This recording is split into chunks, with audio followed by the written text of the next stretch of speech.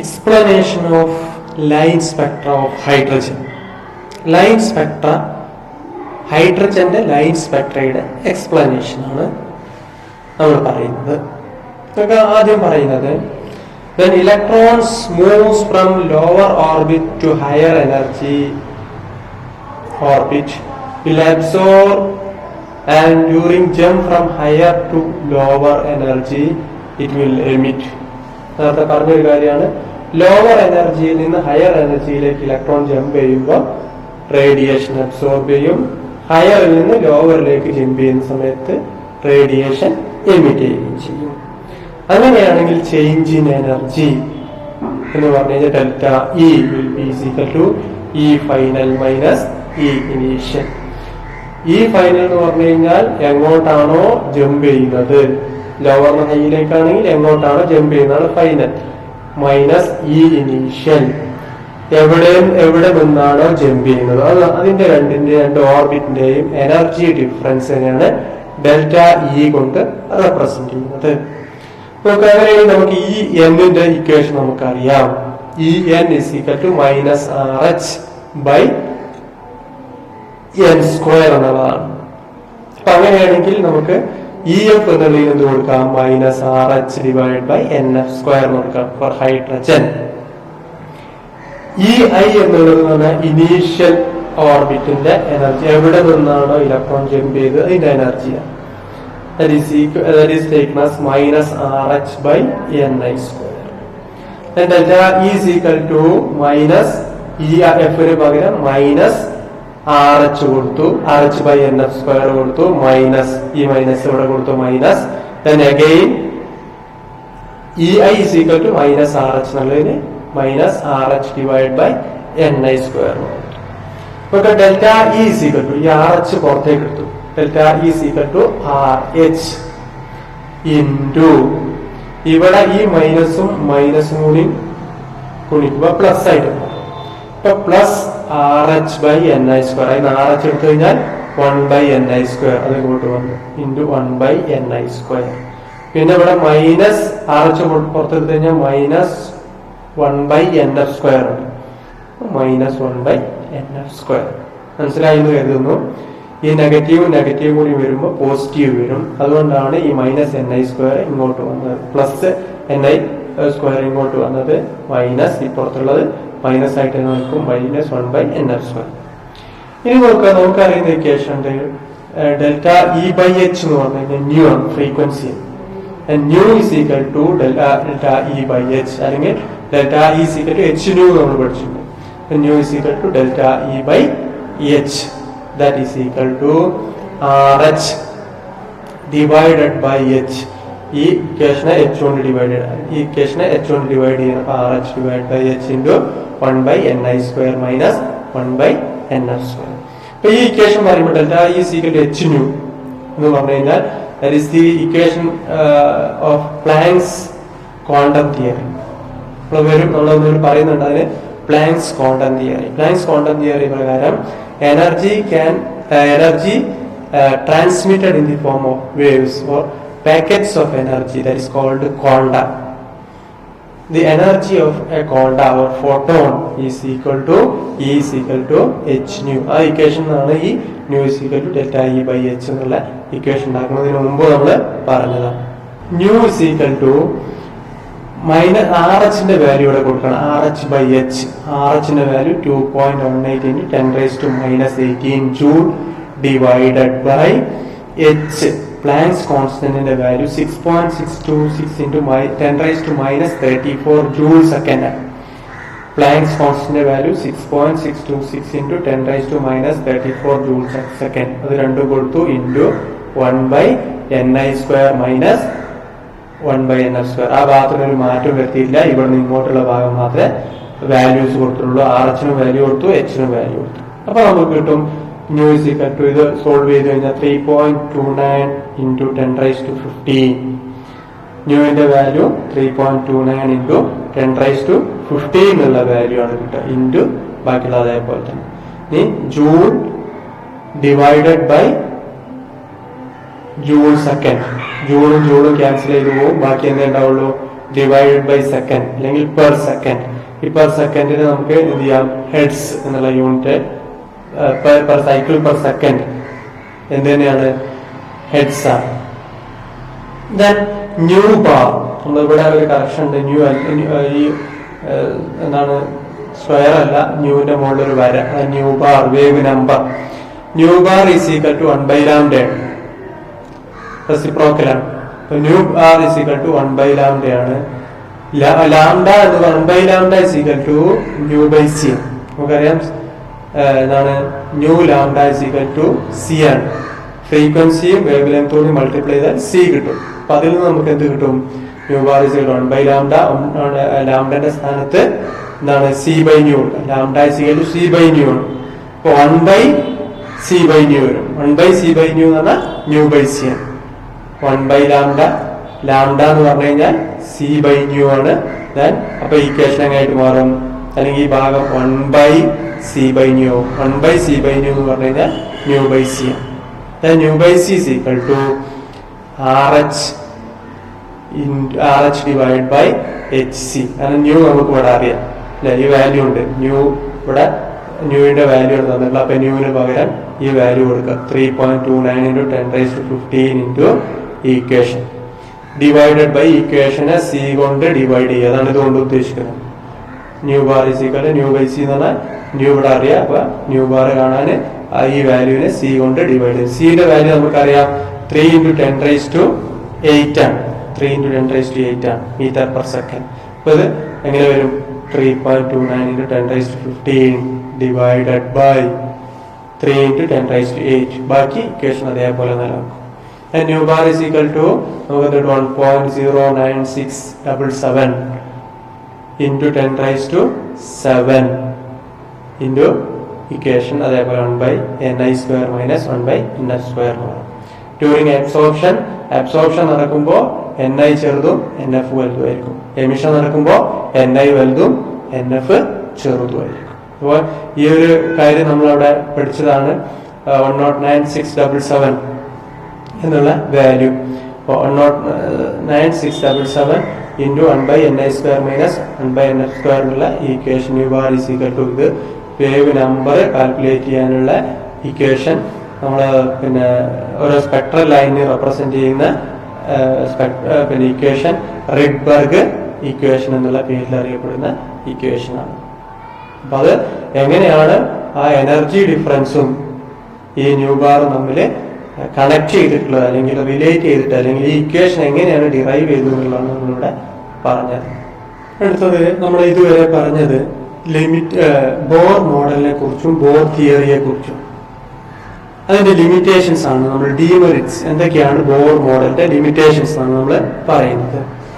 Fail to explain, ഒന്നാമത്തെ finer details of hydrogen spectra observed by using high resolving spectrometer. അതായത് hydrogen spectra നമ്മൾ record ചെയ്തു. എങ്ങനെ? High resolving പവറുള്ള spectrometer ഉപയോഗിച്ച് ഹൈഡ്രജൻ സ്പെക്ട്ര റെക്കോർഡ് ചെയ്ത സമയത്ത് നമുക്ക് കിട്ടുന്ന ഫൈനർ ഡീറ്റെയിൽസ്, ഹൈഡ്രജൻ സ്പെക്ട്രയുടെ ഫൈനർ ഡീറ്റെയിൽസ് എക്സ്പ്ലെയിൻ ചെയ്യാൻ ബോർ മോഡലിന് കഴിഞ്ഞില്ല.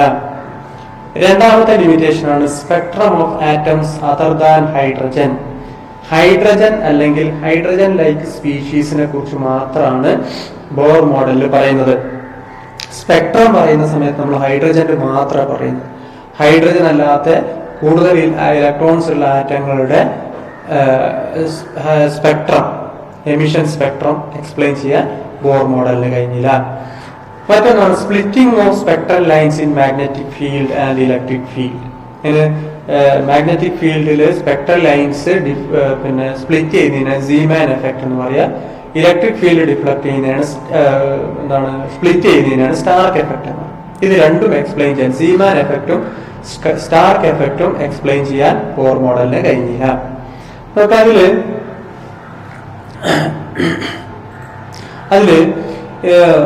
ഈ സീമാൻ എഫക്ട് എന്ന് പറഞ്ഞു കഴിഞ്ഞാൽ നമ്മളൊരു സ്പെക്ട്രൽ ലൈന് അല്ലെങ്കിൽ സ്പെക്ട്ര റെക്കോർഡ് ചെയ്തതിന് ശേഷം അതേ സാമ്പിള് നമ്മൾ ഒരു ഇലക്ട്രിക് ഫീൽഡില് അല്ലെങ്കിൽ ഒരു മാഗ്നറ്റിക് ഫീൽഡ്, നോർത്ത് പോളിന്റെ സൗത്ത് പോളിന്റെ ഇടയിൽ ഒരു മാഗ്നറ്റിക് ഫീൽഡിൽ വെച്ചിട്ട് വീണ്ടും അതേ സ്പെക്ട്ര റെക്കോർഡ് ചെയ്ത സമയത്ത് നമുക്ക് കാണാൻ പറ്റിയത് ആദ്യം കണ്ട ലൈൻസ് വീണ്ടും സ്പ്ലിറ്റ് ചെയ്യുന്നതായിട്ട് കണ്ടു. ഒരു ലൈനുള്ളത് ഒന്നിലധികം ലൈനായിട്ട് സ്പ്ലിറ്റ് ചെയ്യുന്നതായിട്ട് കണ്ടു. അതിനെയാണ് സീമാൻ എഫക്ട് എന്ന് പറയുന്നത്.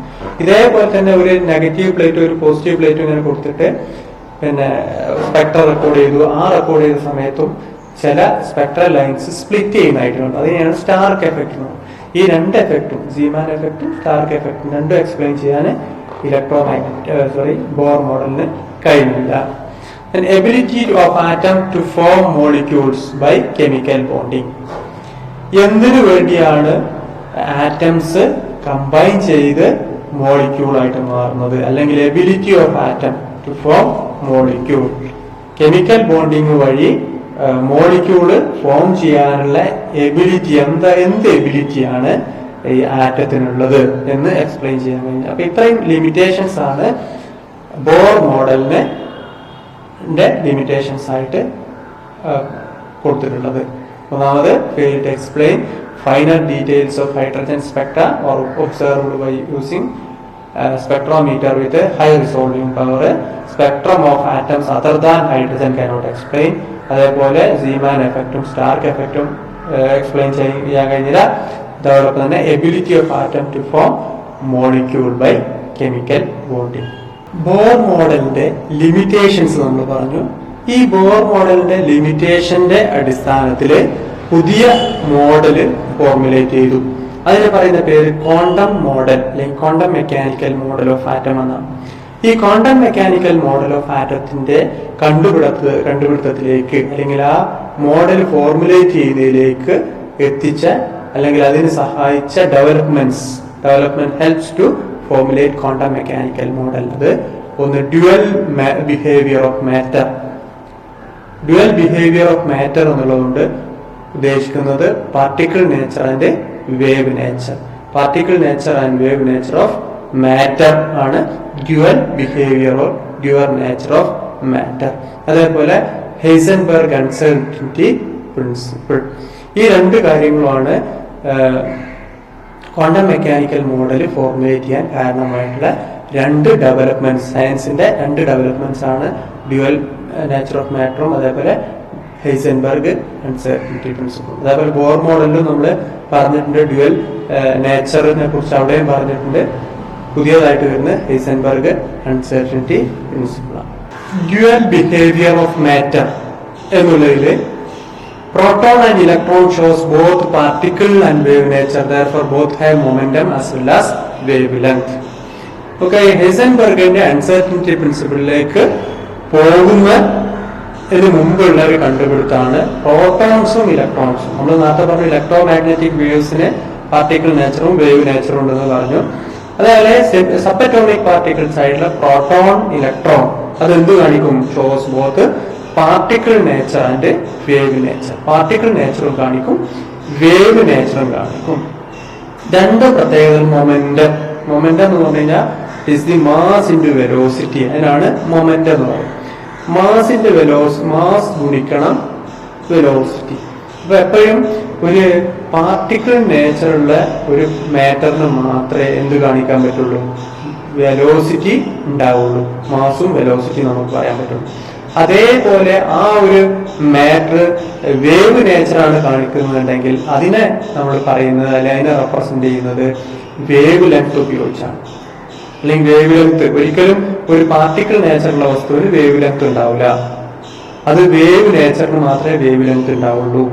അതേപോലെ ഒരു പാർട്ടിക്കിൾ നേച്ചറുള്ള വസ്തുവിനെ എന്തുണ്ടാവുള്ളൂ? മൊമെന്റവും അല്ലെങ്കിൽ മാസും വെലോസിറ്റിയും ഒക്കെ നമുക്ക് റെപ്രസെന്റ് ചെയ്യാൻ പറ്റുള്ളൂ. അല്ലെങ്കിൽ മാസും വെലോസിറ്റി ഉണ്ടാവുള്ളൂ. അപ്പൊ ഈ സബറ്റോണിക് പാർട്ടിക്കിൾ ആയിട്ടുള്ള പ്രോട്ടോണും ഇലക്ട്രോണും എന്ത് കാണിക്കും? പാർട്ടിക്കിൾ നേച്ചറും കാണിക്കും, വേവ് നേച്ചറും കാണിക്കും. അതുകൊണ്ട് ഈ പ്രോട്ടോണും ഇലക്ട്രോണിനൊക്കെ മൊമെന്റും ഉണ്ടാവും, മാസിന്റെ വെലോസിറ്റി ഉണ്ടാവും, അതേപോലെ വേവ് ലെങ്തും ഉണ്ടാവും. ഏറ്റവും പ്രധാനപ്പെട്ട ഒരു ഇക്വേഷനാണ് ഡി ബ്രോഗ്ലി ഇക്വേഷൻ. പരീക്ഷയ്ക്ക് സ്ഥിരമായിട്ട് ചോദിക്കുന്ന ഡയറക്റ്റ് ആയിട്ട് ചോദിക്കുന്നതാണ് എന്താണ് ഡി ബ്രോഗ്ലി ഇക്വേഷൻ ചോദിക്കും. അതേപോലെ തന്നെ ഇത് വെച്ച് പ്രോബ്ലംസ് ചോദിക്കാറുണ്ട്. De Broglie equation is the lambda is equal to h/n. എന്താ ഡി ബ്രോഗ്ലി ഇക്വേഷന്റെ പ്രത്യേകത? ഈ മുകളിൽ ഈ ഡ്യുവൽ നേച്ചർ പറഞ്ഞിട്ട് ഇവിടെ ഡി ബ്രോഗ്ലി പറയാൻ കാരണം പാർട്ടിക്കിൾ നേച്ചറും വേവ് നേച്ചറും കൂടി കമ്പൈൻ ചെയ്യുന്ന ഒരു ഇക്വേഷൻ ആണ് ഈ ഡി ബ്രോഗ്ലി ഇക്വേഷൻ. അങ്ങനെ പറയാനുള്ള കാരണം വേവ് ലെങ്ത് ലാംഡ, അത് വേവ് നേച്ചറുള്ള പാർട്ടിക്കിളിന്റെ റെപ്രസെന്റ് ചെയ്യുന്നതാണ് ലാംഡ. അത് ഇക്വേഷനിലുണ്ട്. ലാംഡ എം വി എന്ന് പറഞ്ഞ മൊമെന്റം, അത് പാർട്ടിക്കിൾ നേച്ചറിനെ റെപ്രസെന്റ് ചെയ്യുന്നത്. അപ്പോ ഈ ഒരു പ്രോട്ടോൺ ഇലക്ട്രോൺ പോലുള്ള സബ് അറ്റോമിക് പാർട്ടിക്കിളിന്റെ പാർട്ടിക്കിൾ നേച്ചറും വേവ് നേച്ചറും കൺസിഡർ ചെയ്യുന്ന ഇക്വേഷൻ ആണ് de Broglie equation. Lambda h/mv. Lambda wavelength, wave നേച്ചറിലുള്ള വേവ് നേച്ചറിനെയാണ് ഇവിടെ റെപ്രസെന്റ് ചെയ്യുന്നത്.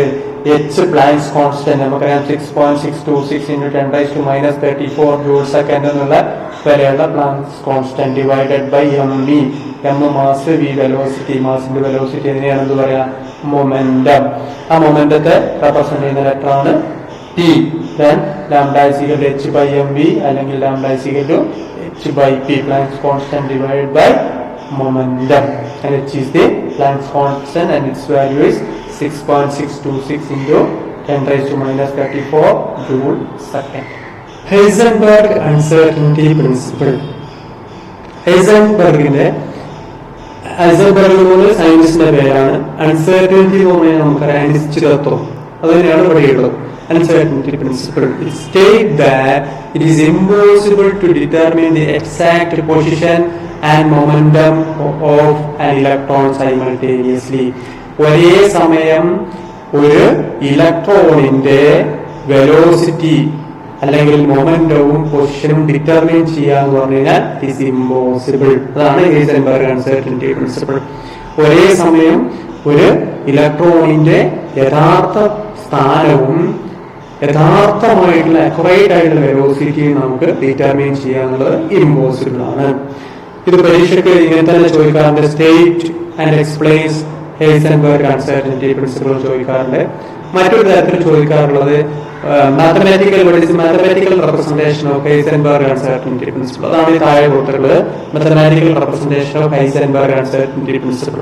നോക്കാം ഇവിടെ ഡെൽറ്റ എക്സ് എന്ന് പറഞ്ഞു കഴിഞ്ഞാൽ that is the uncertainty in position into delta Vx എന്ന് പറഞ്ഞാൽ that is uncertainty in momentum with respect to x is greater than or equal to h/4πm.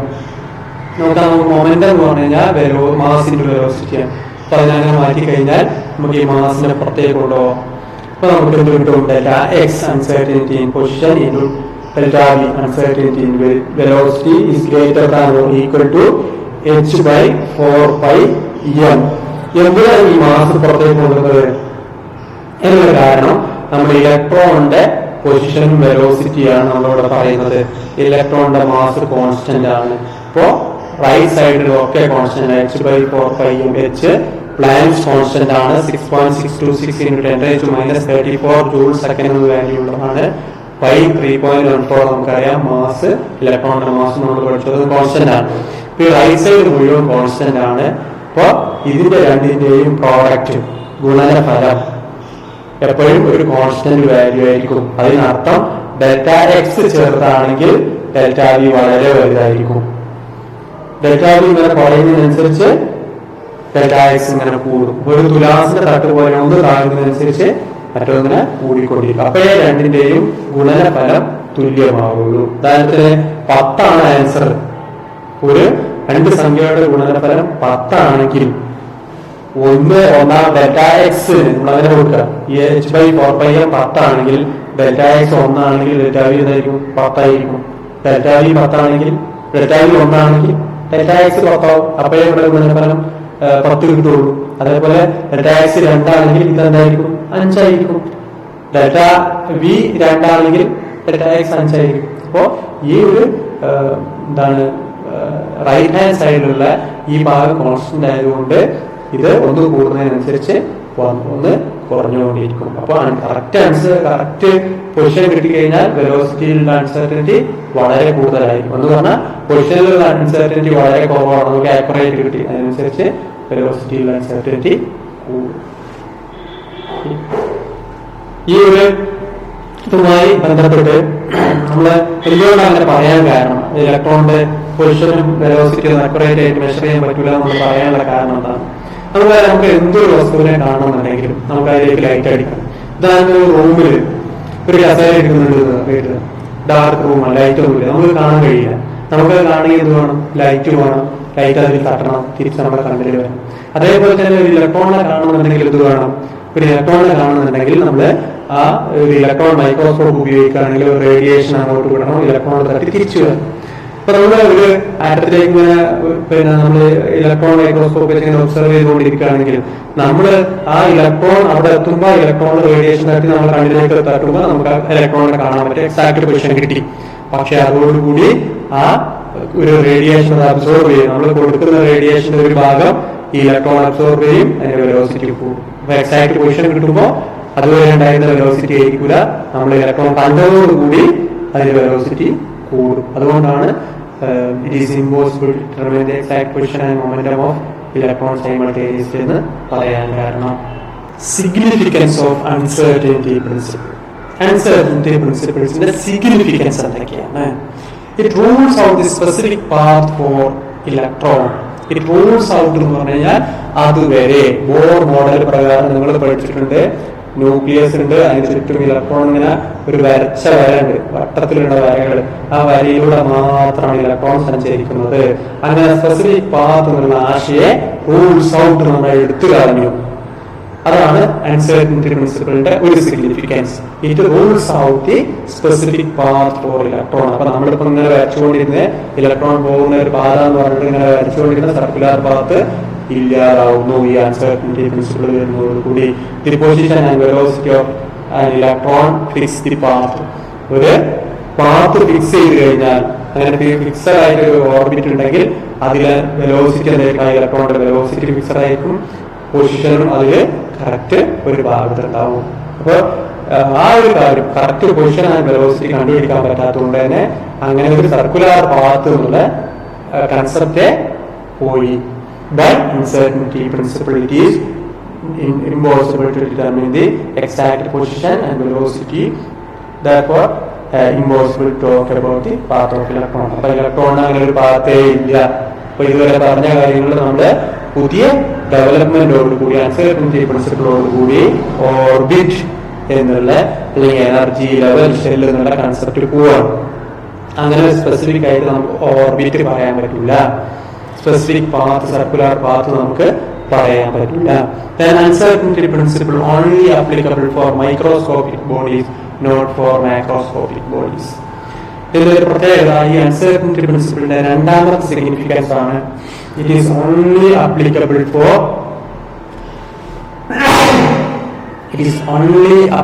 Four uncertainty principle only applicable for microscopic bodies, not for macroscopic bodies. എന്താ microscopic body, macroscopic body? Microscopic body എന്നുള്ളതുകൊണ്ട് ഉദ്ദേശിക്കുന്നത് വളരെ ചെറിയ minute ആയിട്ടുള്ള particles, sub atomic particles പോലെയുള്ള. Macroscopic bodies ആണ് നമ്മുടെ body, ഒരു കല്ല്, ഇതൊക്കെ മാക്രോസ്കോപ്പിക് ബോഡിയാണ്, വലിയ ബോഡിയാണ്. ആ വലിയ ബോഡിക്ക് മാക്രോസ്കോപ്പിക് ബോഡിക്ക് എന്ത് അപ്ലിക്കബിൾ അല്ല? അൺസർട്ടനിറ്റി പ്രിൻസിപ്പിൾ അപ്ലിക്കബിൾ അല്ല. കാരണം ഒരു കല്ലിലേക്ക് അല്ലെങ്കിൽ നമ്മുടെ ശരീരത്തിലേക്ക് കാര്യങ്ങൾ ടോർച്ചടിച്ചുള്ളതിലേക്ക് നമ്മുടെ കറക്റ്റ് പൊസിഷൻ നമുക്ക് തിരിച്ചറിയാൻ പറ്റും, അടിച്ച ആൾക്ക് തിരിച്ചറിയാൻ പറ്റും. പക്ഷെ ആ റേഡിയേഷൻ കിട്ടിയവർക്ക് നമ്മൾ എന്ത് ചെയ്യൂല? നമ്മുടെ വേഗത കൂട്ടൂല. അങ്ങനെ നമ്മുടെ വേഗത കൂടുകയാണെങ്കിൽ എന്ത് സംഭവിക്കായിരുന്നു? ഈ വരുന്ന ലൈറ്റ് ഒക്കെ അടിച്ചിട്ടുണ്ടെങ്കിൽ നമ്മുടെ വേഗത കൂടുകയായിരുന്നു. അപ്പോ അൺസർട്ടനിറ്റി പ്രിൻസിപ്പിൾ എന്തിനു ബാധകമല്ല? വലിയ ബോഡീസ്, മാക്രോസ്കോപ്പിക് ബോഡീസിന് അപ്ലിക്കബിൾ അല്ല. എന്തിനു മാത്രമേ ഉള്ളൂ? സബ് അറ്റോമിക് പാർട്ടിക്കിൾസ് പോലെയുള്ള മൈക്രോസ്കോപ്പിക് ബോഡീസ്ക്ക് മാത്രമേ അപ്ലിക്കബിൾ ആയിട്ടുള്ളൂ. Uncertainty principle only applicable for microscopic bodies, not for macroscopic bodies. നമ്മൾ നേരത്തെ പറഞ്ഞൊരു കാര്യമാണ്, ഒരു സിഗ്നിഫിക്കൻസ് ആണ് ഇതിന്റെ അൺസർട്ടനിറ്റി പ്രിൻസിപ്പിളിന്റെ. എന്തുകൊണ്ടാണ് ഇത് മൈക്രോസ്കോപ്പിക് ബോഡിക്ക് മാത്രമേ അപ്ലിക്കബിൾ ആയിട്ടുള്ളൂ, മാക്രോസ്കോപ്പിക് ബോഡിക്ക്, വലിയ ബോഡികൾക്ക് അപ്ലിക്കബിൾ അല്ല? എന്തുകൊണ്ടാണ്? കാരണം ഇലക്ട്രോണിന്റെ മാസ് നമുക്കറിയാം 9.1 × 10⁻³ കിലോഗ്രാം. അപ്പൊ ഇലക്ട്രോണിന്റെ കേസ് എടുക്കുകയാണെങ്കിൽ delta x into delta v equal to 10⁻⁴ metre per second എന്ന് പറഞ്ഞു കഴിഞ്ഞാൽ ഡെൽറ്റ എക്സും ഡെൽറ്റ വിന്റെയും പ്രോഡക്റ്റ് അല്ലെങ്കിൽ അൺസർട്ടനിറ്റിയും പൊസിഷനും അൺസർട്ടനിറ്റിയും മൊമെന്റും കൂടി മൾട്ടിപ്ലൈ ചെയ്ത് കഴിഞ്ഞാൽ കിട്ടുന്ന വാല്യൂ 10,000 ആണ്. 10,000 മീറ്റർ പെർ സെക്കൻഡ് ആണ്, 10,000 മീറ്റർ പെർ സെക്കൻഡ് ആണ്. എങ്ങനെ 10,000 കിട്ടി? h/4πm എച്ചിന് വാല്യൂ കൊടുത്തു 6.626 മൈനസ് 30 10⁻⁻34 കൊടുത്തു. പിന്നെ h/4π 3.1 പൈന്റെ വാല്യൂ 3.1 കൊടുത്തു. മാസ് ഇലക്ട്രോൺ മാസ് കൊടുക്കുന്ന ആ വാല്യൂ കൊടുത്തു കഴിഞ്ഞാൽ നമുക്ക് കിട്ടണം 10⁻⁴. അതായത് ഈ അൺസർട്ടനിറ്റി 10,000 മീറ്റർ പെർ സെക്കൻഡ് ആണ്. ഇതിന്റെ അൺസർട്ടനിറ്റിയും വെലോസിറ്റിയും പൊസിഷന്റെയും പ്രോഡക്റ്റ് അത്രയും വലിയൊരു സംഖ്യയാണ്. നോക്കുക, പാർട്ടിക്കിൾ ഓഫ് 1 മില്ലിഗ്രാം, 1 മില്ലിഗ്രാം ഉള്ള ഒരു വസ്തു, അത് മൈക്രോസ്കോപ്പിക് ആണ്, മൈക്രോസ്കോപ്പിക് അല്ലാതെ മനസ്സിലാക്കുക. 1 മില്ലിഗ്രാം ഉള്ള വസ്തു ആണെങ്കിൽ ആ 1 മില്ലിഗ്രാം ഉള്ള വാല്യൂ h/4πm എന്ന പ്രവൃത്തി എമ്മിന് 1 മില്ലിഗ്രാം കൊടുത്തു കഴിഞ്ഞാൽ നമുക്ക് കിട്ടുന്നത് ഈ ഡെൽറ്റ എക്സ് ഇൻറ്റു ഡെൽറ്റ വിയുടെ വാല്യൂ 10⁻⁻28 ആണ്. 28 പൂജ്യമുള്ള ഒരു സംഖ്യ. ഇപ്പൊ എത്ര മൈന്യൂട്ടാണ്?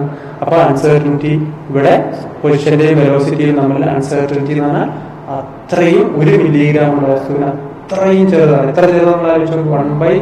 1/28 പൂജ്യമുള്ള ഒരു സംഖ്യ, 1 കഴിഞ്ഞ് 28 പൂജ്യമുള്ള ഒരു സംഖ്യ അടിയിൽ ഒന്നിനെ ഡിവൈഡ് ചെയ്തിട്ട് ഒന്നിന്റെ എത്ര ചെറിയൊരു ഭാഗം ഉണ്ടാവും അത്രയേ ഉള്ളൂ ഇതിന്റെ അൺസർട്ടനിറ്റിയുടെ പ്രോഡക്റ്റ്. അതേ സമയത്ത് ഇലക്ട്രോണിന്റെ കേസിൽ അത് 10,000 മീറ്റർ പെർ സെക്കൻഡ് ആണ്. അപ്പോ അത്രയും വലിയ അൺസർട്ടനിറ്റിയും പൊസിഷനും വെലോസിറ്റിയും ഈ തരത്തിലുള്ള സബ് അറ്റോമിക് പാർട്ടിക്കിളിന്റെ കേസിൽ മാത്രമേ ഉണ്ടാവുള്ളൂ. അല്ലെങ്കിൽ 1 മില്ലിഗ്രാം വരെയുള്ള മൈക്രോസ്കോപ്പിക് ബോഡി ആണെങ്കിൽ വരെ അതിന്റെ വളരെ വളരെ മൈന്യൂട്ട് ആയിട്ടുള്ള അൺസർട്ടനിറ്റിയും പൊസിഷനും വെലോസിറ്റിയും ഉണ്ടാവാൻ സാധ്യതയുണ്ട്. അതുകൊണ്ടാണ് റീസൺ പരീക്ഷകളൊക്കെ ചോദിച്ചിട്ടുണ്ട്. Why uncertainty principle only applicable for microscopic bodies, not for macroscopic bodies? ഒന്ന് രണ്ട് പ്രാവശ്യം പരീക്ഷയ്ക്ക് റിപ്പീറ്റ് ചെയ്ത് ചോദിച്ച ചോദ്യമാണ്. അപ്പൊ അവിടെ നിങ്ങൾ എക്സ്പ്ലെയിൻ ചെയ്യേണ്ടത് ഇങ്ങനെയാണ്. ഇലക്ട്രോണിന്റെ മാസ് എന്നതാണ്, അത് അപ്പ് ഉണ്ടാവുന്ന അൺസർട്ടനിറ്റി 10⁻⁴ ആണ്. 1 മില്ലിഗ്രാം ഉള്ള ഒരു ബോഡി എടുക്കുകയാണെങ്കിൽ അവിടെ ഉണ്ടാകുന്നത് 10⁻⁻28 ആണ്. ഇപ്പൊ സ്വാഭാവികമായിട്ടും എന്തുണ്ടാവും? ഈ അൺസർട്ടനിറ്റി ഇവിടെ അപ്ലിക്കബിൾ ആണ്.